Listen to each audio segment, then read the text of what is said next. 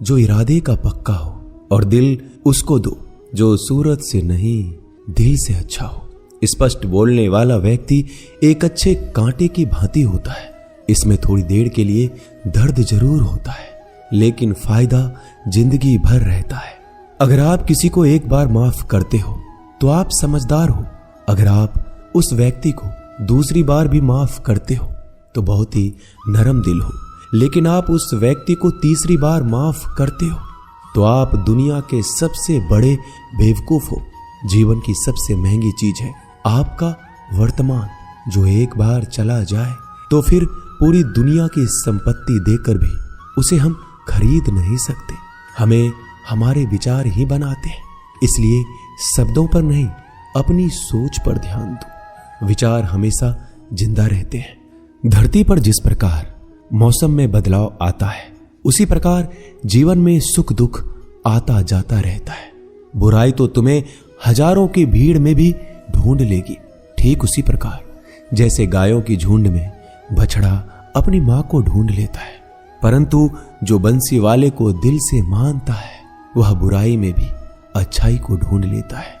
ज्यादा हंसने और बोलने वाला व्यक्ति अगर चुप हो जाए तो समझ लेना चाहिए कि वह भीतर से टूट चुका है। कभी भी स्वयं पर घमंड मत करना। पत्थर भी भारी होकर पानी में अपना वजूद खो देता है।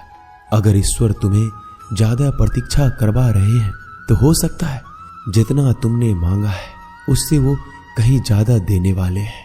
अरे गुजर जाएगा ये दौर भी, जरा सब्र तो कर। खुशियां ही नहीं रुकी तो गम की क्या औकात है। जब मन परेशान हो तब कुछ मत किया करो, बस आंखें बंद कर श्री कृष्ण का नाम लिया करो। बुद्धि से पैसा कमाया जा सकता है, परंतु पैसे से बुद्धि नहीं खरीदी जा सकती। सब अपना सा लगता है। सिर्फ बातों से औरों के लिए जीते थे तो किसी को शिकायत नहीं थी। थोड़ा सा अपने लिए क्या सोचा, जमाना दुश्मन बन गया।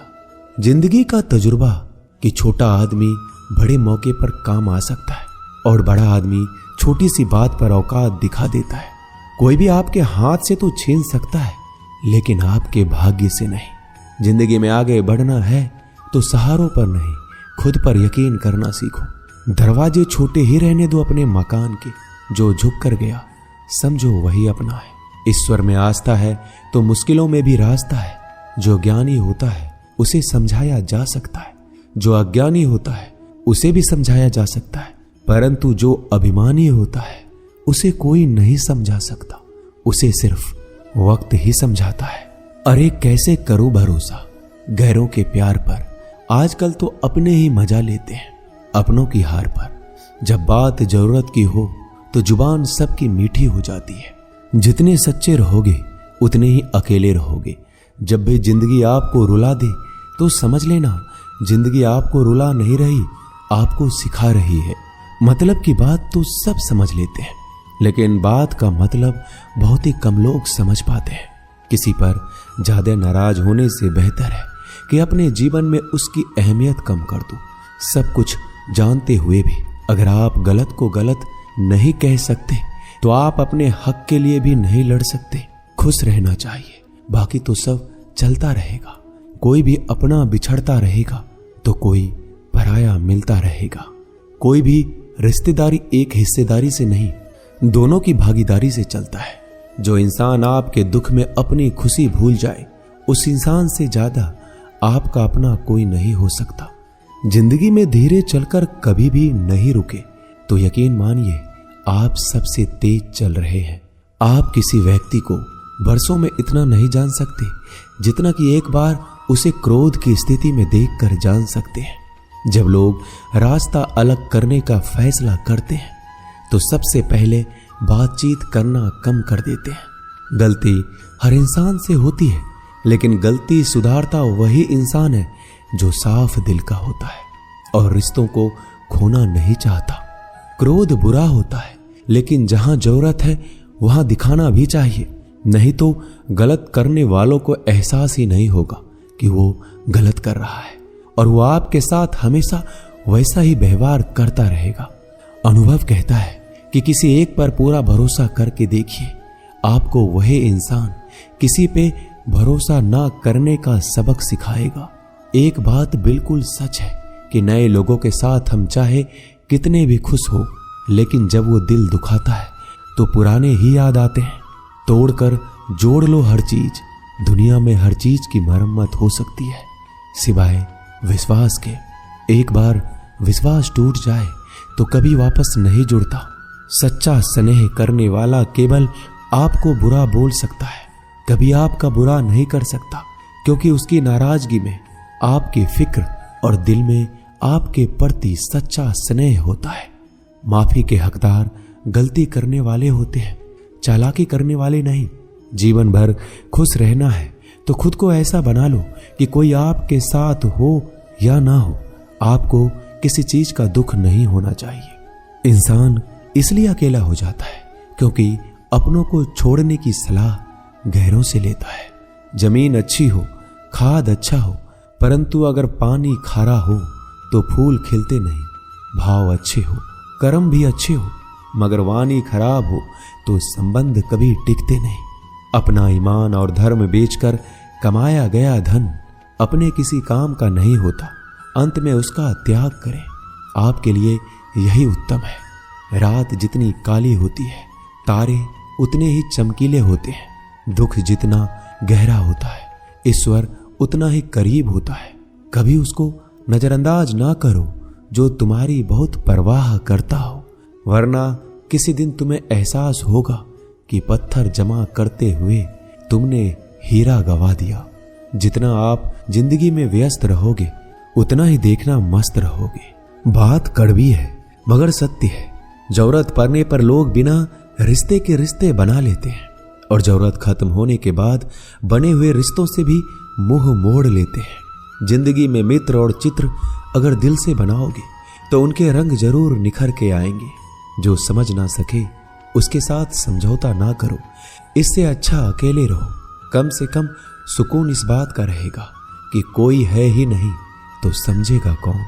आजकल लोग दिल से दी हुई इज्जत से खुश नहीं होते, दिखावे की चापलूसी करने वालों से गर्व महसूस करते हैं।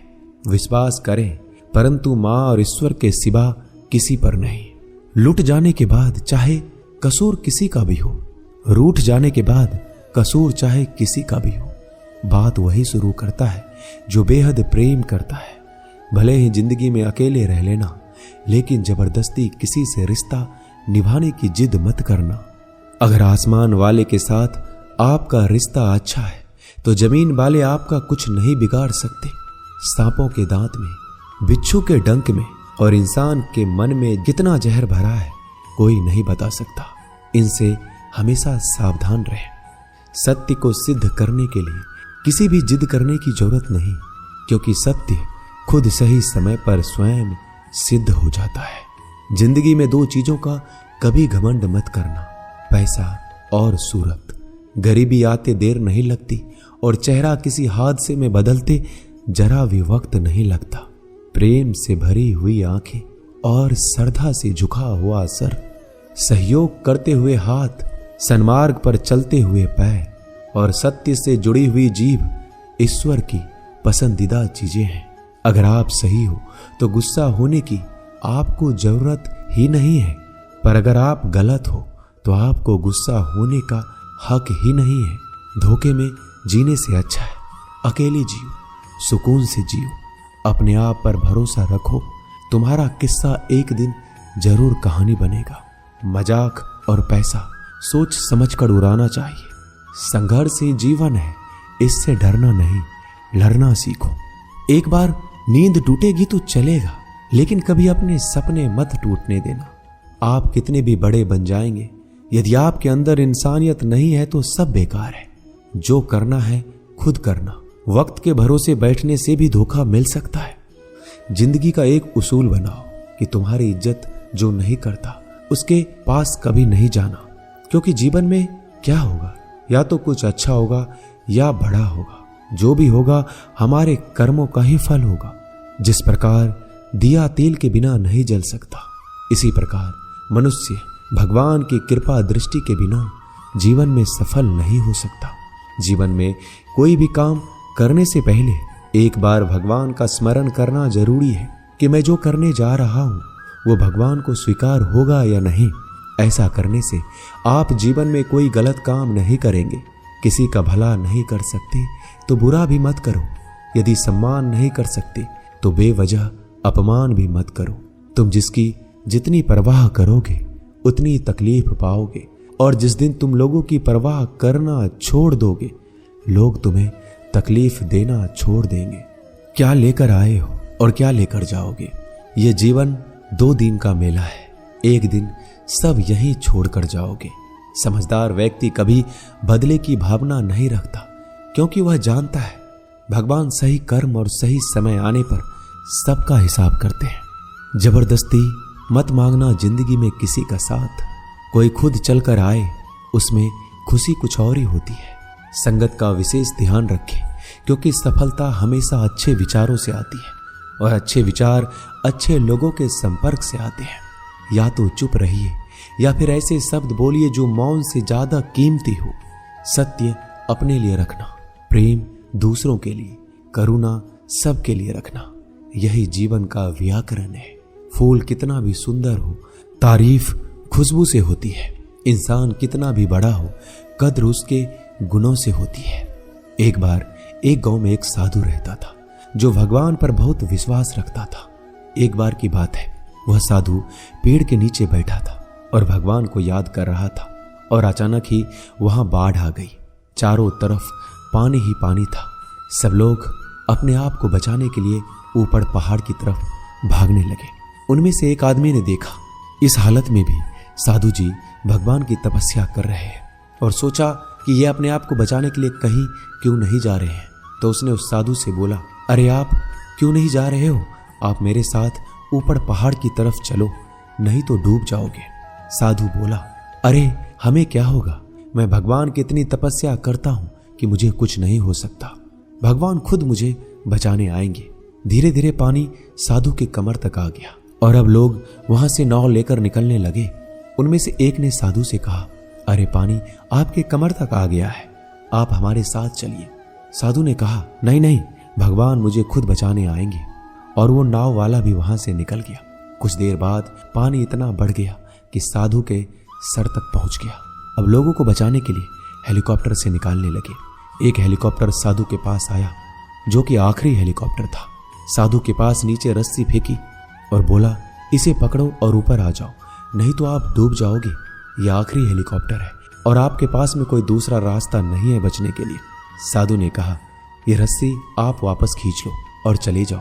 मुझे भगवान के ऊपर भरोसा है, वो मुझे बचाने जरूर आएंगे। पानी काफी ऊपर आ गया और पैर भी डूब गया और साधु की भी डूबने से मौत हो गई।